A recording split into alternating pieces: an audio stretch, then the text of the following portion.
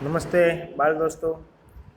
નગર પ્રાથમિક શિક્ષણ સમિતિ ભાવનગર દ્વારા હાલની પરિસ્થિતિને ધ્યાનમાં રાખી દરેક વિષય અને દરેક ધોરણના ઓનલાઈન વર્ગો દ્વારા અભ્યાસક્રમ શરૂ છે. ત્યારે આ સમિતિ સંચાલિત શ્રી ગૌતમ બુદ્ધ પ્રાથમિક શાળા નંબર 55 ફુલસર ભાવનગરમાંથી હું ભગીરથસિંહ ચૌહાણ આજના ધોરણ 7ના સામાજિક વિજ્ઞાન વિષયના દિલ્હી સલ્તનત એકમ 2 આ વર્ગમાં આપ સૌનું ફરીથી હાર્દિક સ્વાગત કરું છું.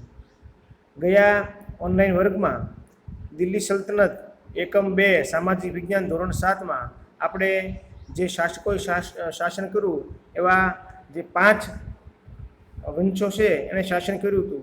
એમાં ગુલામ વંશ અને ખલજી વંશ વિશે શાસકો એના કયા કયા શાસકો શાસન કર્યું તેના વિશેની વાતચીત ચર્ચા કરી હતી.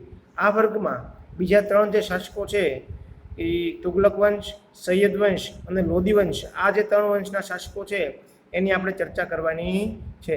તો આજે તુગલક વંશના જે શાસકો છે એની ચર્ચાથી આપણે એકમની શરૂઆત કરીએ.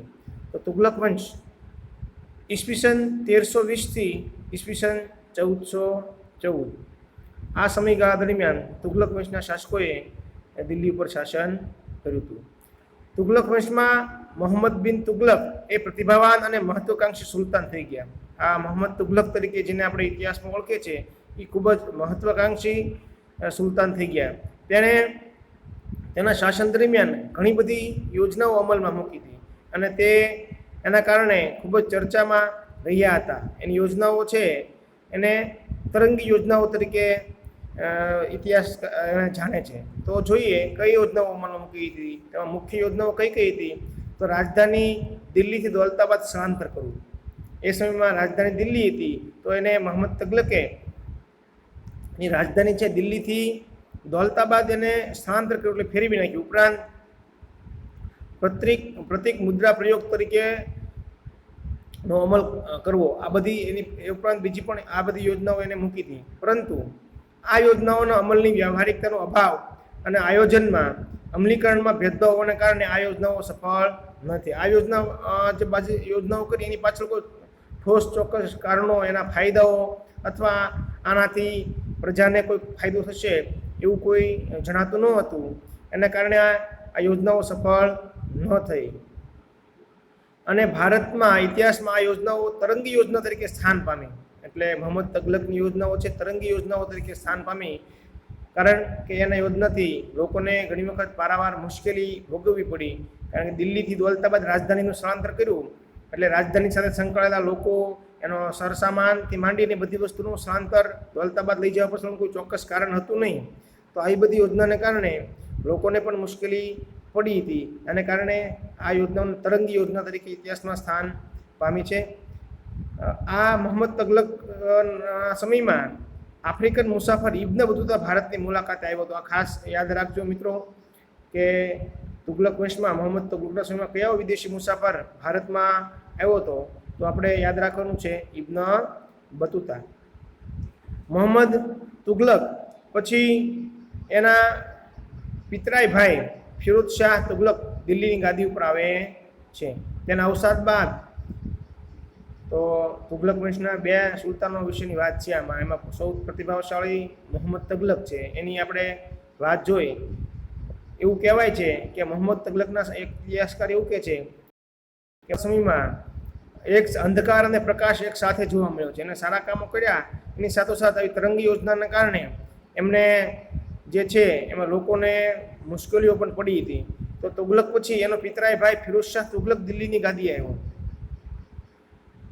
આ ફિરોઝ શાહ તુગલકનું અવસાન થયું પછી તૈમુર લંગે દિલ્હી ઉપર આક્રમણ કર્યું અને તુગલક વંશની સત્તા મર્યાદિત કરી દીધી. ત્યારબાદ તુગલક વંશનું પતન થયું અને સૈયદ વંશની શરૂઆત થઈ. તો તુગલક વંશના અહીંયા 2 સુલતાનો વિશેની વાત કરી આપણે, મોહમ્મદ તુગલક અને ફિરોઝ શાહ તુગલક. આ તુગલક વંશનું પતન થયું. ત્યારબાદ સૈયદ વંશ છે એ દિલ્હીની ગાદી ઉપર આવે છે, તો એની આપણે ચર્ચા કરીએ. સૈયદ વંશનો સમયગાળો છે ઈસવીસન 1414થી 1451 સુધી. દિલ્હીમાં તુગલક વંશના શાસન બાદ ખિઝર ખાને સૈયદ વંશની સ્થાપના કરી. તુગલક વંશ પછી ખિઝર ખાન નામના વ્યક્તિ છે એને સૈયદ વંશની સ્થાપના કરી. ખિઝર ખાન તૈમૂર લંગનો રાજ્યપાલ હતો. આપણે જોયું કે તૈમૂર લંગે આક્રમણ કરી અને આ તુગલક વંશની સત્તા મર્યાદિત કરી હતી. તો આ ખિઝર ખાન છે એ તૈમૂર લંગનો રાજ્યપાલ હતો, એટલે એના શાસન વિશેની સંપૂર્ણ માહિતી હતી. તૈમૂરે તેને મુલતાનનો રાજ્યપાલ બનાવ્યો હતો. દિલ્હીની અરાજકતાનો ફાયદો ઉઠાવીને તેણે દિલ્હીમાં સૈયદ વંશની સ્થાપના કરી. દિલ્હીની અંદર શક્તિશાળી રાજાના સુલતાનના ભાવે અરાજકતા ફેલાઈ ગઈ હતી, એટલે એ સમયનો લાભ ઉઠાવી અને તેમણે આ સૈયદ વંશની સ્થાપના કરી. ત્યારબાદ સૈયદ વંશ પછી આવે છે લોધી વંશ. તો લોધી વંશનો શાસનકાળ કયા સમય સુધીનો છે? તો ઈસવીસન 1451 થી ઈસવીસન 1526. બહલોલ લોધીએ સૈયદ વંશના અંતિમ શાસકને પદભ્રષ્ટ કરી દિલ્હીની ગાદી પર કબજો જમાવ્યો. બહલોલ લોધી છે એને આગળ જોયું કે સૈયદ વંશના અંતિમ શાસક છે ને પદભ્રષ્ટ કરી નાખ્યો, એટલે શાસન ઉપરથી કાઢી અને પોતે દિલ્હીની ગાદી ઉપર કબજો જમાવ્યો. ત્યારબાદ આપણે આના શાસકો છે સુલતાનોના આ ચિત્રો ફોટા પણ અહીંયા મૂકેલા છે, એ તમે જોઈ શકો છો. લોધી વંશના અંતિમ શાસક ઇબ્રાહિમ લોધી હતો. યાદ રાખજો વિદ્યાર્થી મિત્રો, લોધી વંશનો છેલ્લો શાસક કોણ હતો? ઇબ્રાહિમ લોધી, જેનો મુઘલ શાસક બાબર સામે પાણીપતના પ્રથમ યુદ્ધમાં હાર થવાથી, જો ઈસવીસન 1526માં બાબર પાણીપતના પ્રથમ યુદ્ધ થયું, એમાં બાબર અને આ ઇબ્રાહિમ લોધી વચ્ચે યુદ્ધ થયું અને એમાં ઇબ્રાહિમ લોધીની હાર થઈ અને બાબરની જીત થઈ.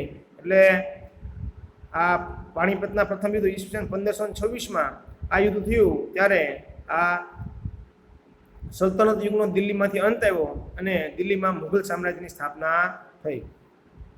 આપણે જોયું કે દિલ્હી સલ્તનતની શરૂઆત ઈસવીસન 1206થી શરૂ થઈ અને 1526માં ખાસ યાદ રાખજો પાણીપતના જે પ્રથમ યુદ્ધ થયું ત્યારની અંદર આ બાબર છે એ જીતી જાય છે અને આની ઇબ્રાહિમ લોધીની હાર થાય છે. ત્યારથી લોધી વંશનું પતન થાય છે, ઉપરાંત દિલ્હી સલ્તનતનું પણ પતન થાય છે અને બાબર સત્તા ઉપર આવે છે. ત્યારથી મુઘલ શાસનની શરૂઆત થાય છે.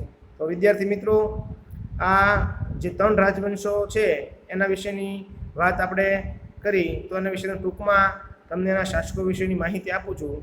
ફરીથી પુનરાવર્તન કરી લઈએ.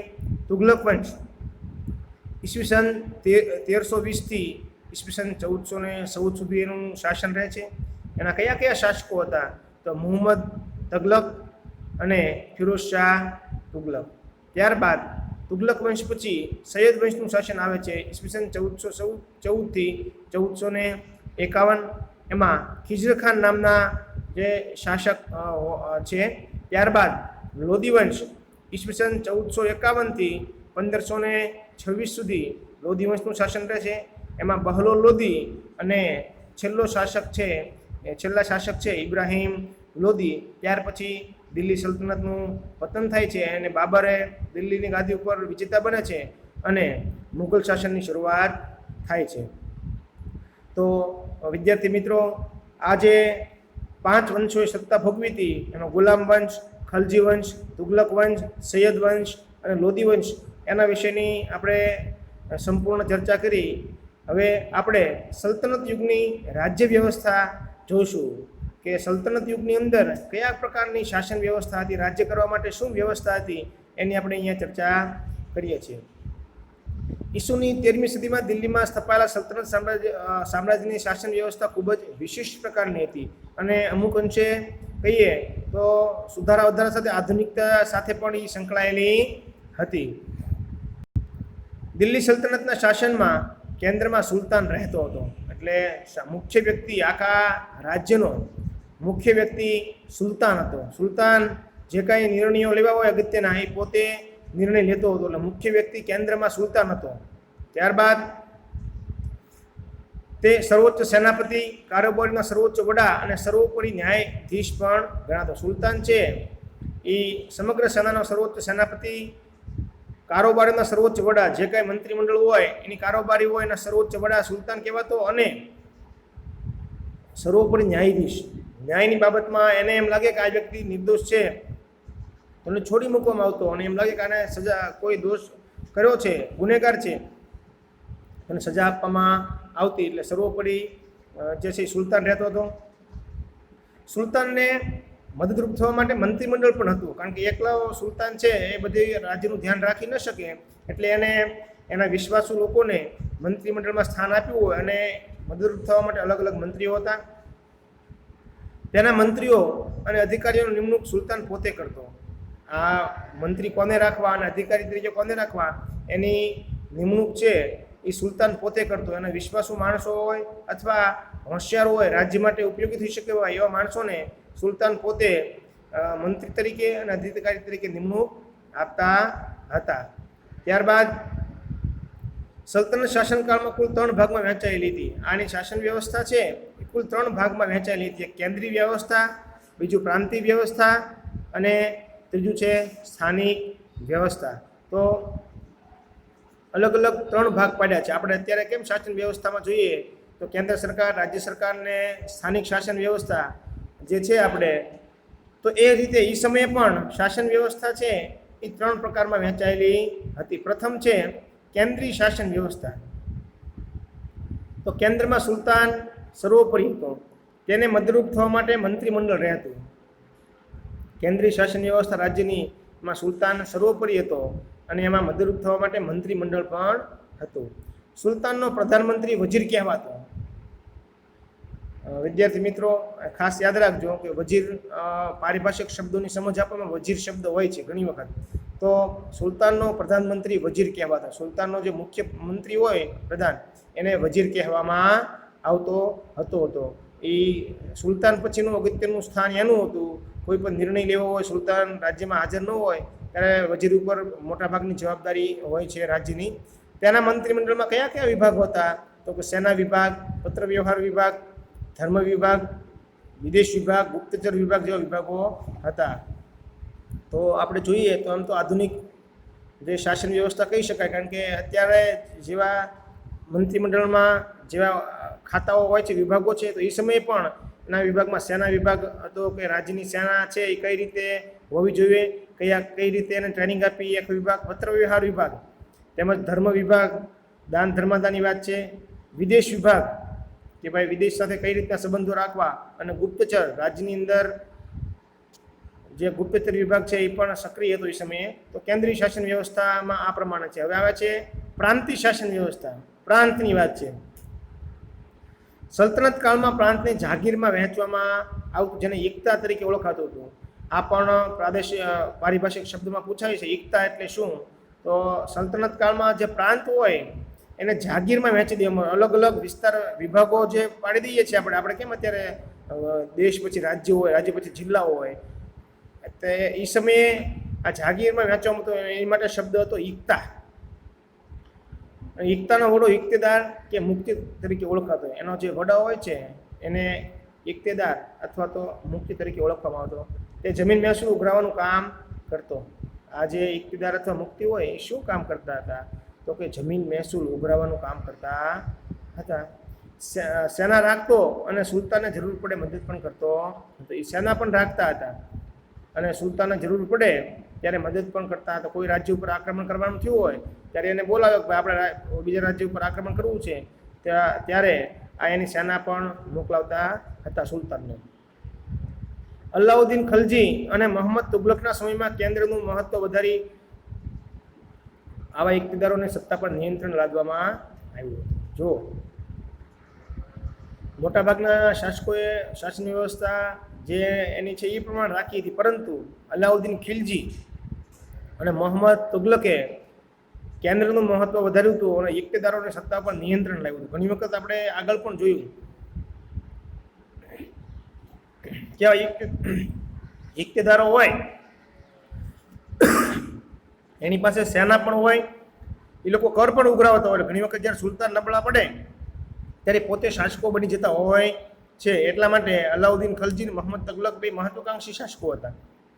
એને આવા ઇક્તેદારોને સત્તા ઉપર નિયંત્રણ મૂકી દીધું અને એની સત્તાઓ પાછી ખેંચી લીધી અમુક વસ્તુઓ. અને સુલતાનને જે વધારે મહત્વ આપવામાં આવતું, વધારે નિર્ણયો સુલતાન પોતે જ લેતો હતો. એટલા માટે ખાસ યાદ રાખજો કે અલાઉદ્દીન ખિલજી અને મોહમ્મદ તગલકે આ ઇકતેદારોની સત્તા ઉપર પણ નિયંત્રણ રાખ્યું હતું. હવે ત્રીજો વિભાગ છે એ સ્થાનિક શાસન. સ્થાનિક શાસન એટલે કયું શાસન? તો આપણે જોઈએ કે પ્રાંત પછીનું એકમ જિલ્લો અને તાલુકામાં વહેંચવામાં આવતા, જેને અનુક્રમે શીખ અને પરગણા કહેવાતો. પ્રાંત પછીનું એકમ જિલ્લા અને તાલુકામાં, આપણે અત્યારે જિલ્લા અને તાલુકાની વ્યવસ્થા છે એ પ્રમાણે એ સમયે પણ એ રીતની વ્યવસ્થા હતા, જેને શીખ અને પરગણામાં જિલ્લો હોય અત્યારના એ પ્રમાણે આપણે અત્યારે જિલ્લાની વ્યવસ્થા જેને શીખ કહેવાતું હતું, અને એનાથી નાનો વિભાગ તાલુકો એને એ સમયે પરગણા કહેવામાં આવતું. હવે સ્થાનિક લેવલે ગામનો વહીવટ કરવા માટે મુખી કે મુકદ્દમ હતો. આપણે ગામમાં અત્યારે સરપંચ, તલાટી કે મંત્રીની વ્યવસ્થા ગ્રામ પંચાયતના વડા તરીકે હોય છે, વહીવટી અધિકારી કે તલાટી કે મંત્રી હોય છે. એ સમયે ગામનો વહીવટ કરવા માટે મુખી અથવા તો મુકદ્દમ હતો, અને એને પરવારી અને કારકુન મદદ કરતા હતા. એ જે ગ્રામ પંચાયત અથવા ગામની જે વ્યવસ્થા હતી એને આ લોકો પરવારી અને કારકુન છે મદદ કરતા હતા. તો વિદ્યાર્થી મિત્રો, નીચે તમને બે ફોટા પણ બતાવી છે દિલ્હી સલ્તનતના. તો આ રીતે એની દિલ્હી સલ્તનતની શાસન વ્યવસ્થા જોઈ ફરી વખત પુનરાવર્તન તમને કરાવી દઉં કે આ શાસન વ્યવસ્થા છે દિલ્હી સલ્તનતની. એમાં સુલતાનનું સ્થાન ખૂબ જ મહત્ત્વનું હતું. દરેક નિર્ણયમાં એ પોતે સેનાપતિ, સર્વોચ્ચ સેનાપતિ, કારોબારીના વડા અને ન્યાયાધીશ પણ હતા. તેને મદદ કરવા માટે મંત્રીમંડળ હતું. શાસન વ્યવસ્થા કુલ 3 ભાગમાં વહેંચાઈ હતી. પહેલું કેન્દ્રીય શાસન, બીજું પ્રાંતિક શાસન અને ત્રીજું સ્થાનિક શાસન. અને સમગ્ર વ્યવસ્થામાં સુલતાનનું સ્થાન ખૂબ જ મહત્ત્વનું હતું. તો વિદ્યાર્થી મિત્રો, આજના આ ઓનલાઈન વર્ગમાં આપણે આ જે 3 વંશના શાસકો છે, તુગલક વંશ, સૈયદ વંશ અને લોદી વંશ, એના વિશે ચર્ચા કરી અને સલ્તનત યુગની રાજ્ય વ્યવસ્થા વિશે પણ ચર્ચા કરી. ઈસવીસન 1206થી શરૂ કરી અને 1526 સુધીના સમયગાળા દરમિયાન દિલ્હી સલ્તનતનું શાસન દિલ્હી ઉપર રહે છે એ વિશે આપણે અભ્યાસ કર્યો. તો આજના વર્ગનું જે અભ્યાસ છે તમે ઘરે બેસી અને શાંતિથી વાંચજો, વિચારજો. આગળના અભ્યાસ છે એ આવતા પછીના આપણે વર્ગમાં કરશું. જય હિન્દ, જય ભારત.